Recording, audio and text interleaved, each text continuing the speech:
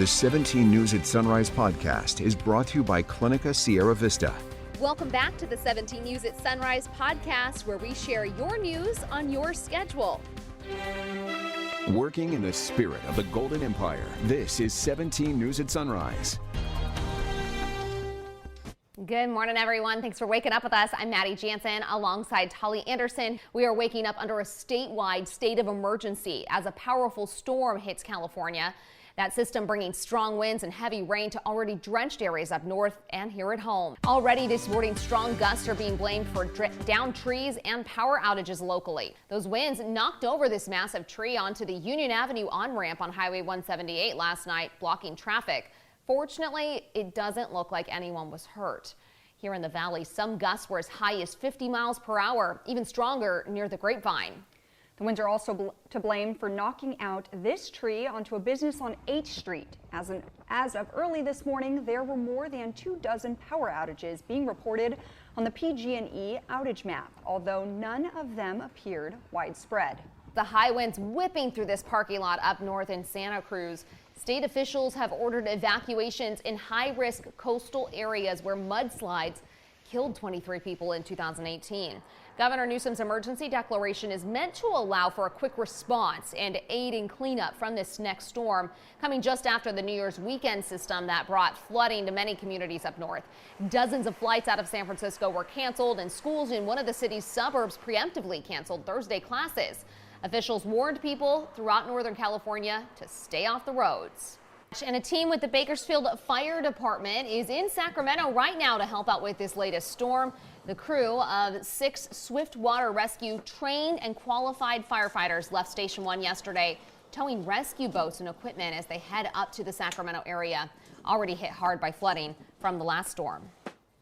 We're excited for this deployment, potential to help some people out, help the state, and help with the department any way we can. The crew expects to be working in Sacramento for about a week, but they could be redeployed to other areas in the state in that time frame, depending on the need.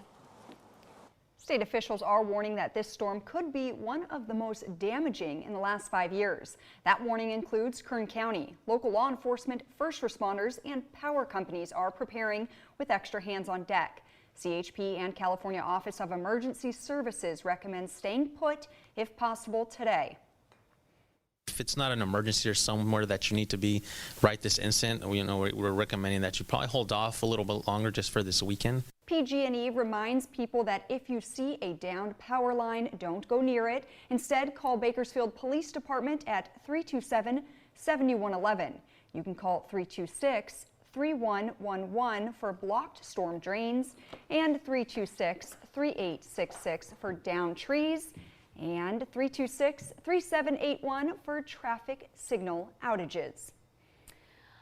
Our other top story this morning, after 2 days of voting, Bakersfield Congressman Kevin McCarthy's fate still hangs in the balance. Yesterday, McCarthy fell short of the votes needed to become Speaker of the House on 3 separate votes for the second day in a row. The House will pick up voting again today at noon Eastern, 9 our time. 17's Maddie Gannon is in Washington, D.C. with more. On Wednesday, McCarthy's quest for the speakership continued as the House remains without a leader in a historic second day of voting for Speaker of the House.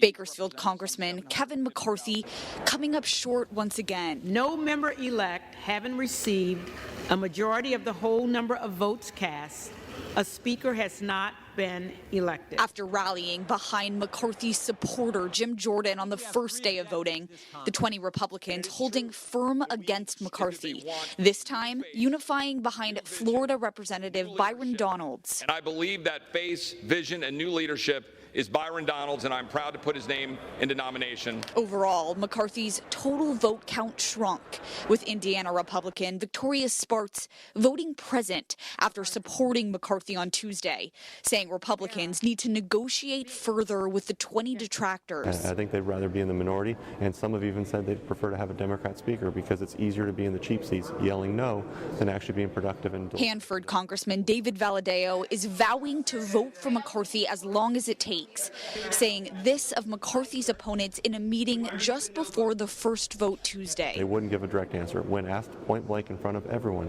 of Scott Perry, Kevin McCarthy asked, "What do you want?" And he would not answer. And he dodged and finally got to the point where every Republican in the room was screaming, "What do you want? Tell us what you want." And they won't give us a direct answer. Find an agreement, we all get together and we'll work through this and we'll get it done. Throughout all of it, McCarthy is pledging to stay in this race. In Washington, Maddie Gannon, 17 News. NBC News reporting this morning that they've learned McCarthy has put a new offer on the table for conservative holdouts. It includes allowing any one member of the House to call a vote to remove the Speaker at any time. We'll learn if that has any effect when the House reconvenes again this morning at 9 a.m.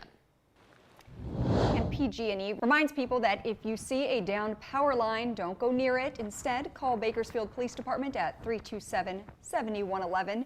You can also call 326-3111 for blocked storm drains or 326-3866 for downed trees and 326-3781 for traffic signal outages. Pismo Beach closed its pier yesterday due to high surf and windy conditions from the storm. Signs were posted warning of dangerous beach conditions throughout the coastal access points. The pier was gated off with a sign alerting of the high surf advisory. Our other top story today, more votes on Capitol Hill, more uncertainty. There's still no House Speaker after Bakersfield Congressman Kevin McCarthy failed to secure enough votes for a second day in a row. But NBC News has learned that McCarthy has put a new offer on the table for conservative holdouts, and it includes allowing any one member of the House to call a vote to remove the Speaker at any time. NBC's Bree Jackson is tracking this for us in D.C.